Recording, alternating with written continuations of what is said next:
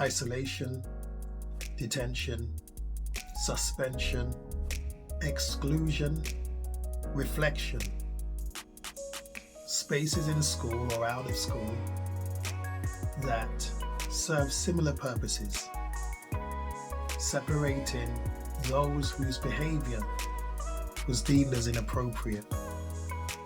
Whatever the motivations are for these courses of action and these spaces in school, I can say from personal experience in many cases that these are spaces where children arrive at dysregulated, angry, unsettled, and often they're in those spaces not doing much.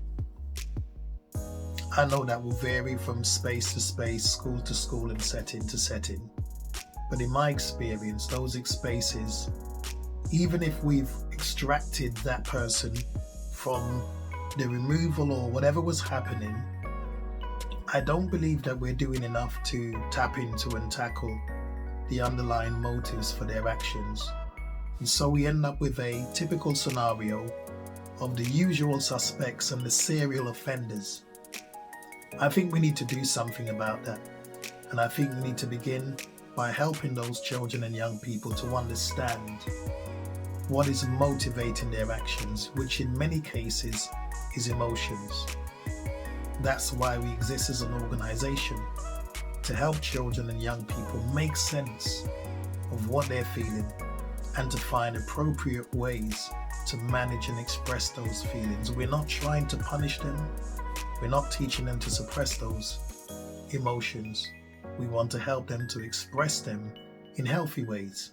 And that means we have to facilitate that process, give them tools and resources, and support them in emotional exploration so that they can find other ways, not just through behavior, but actually through language and communicating to express how they're feeling. And so reflection can really be about self-awareness and not just about being removed from a space and then later on released back into the general school environment only to return back again, as we see in so many cases.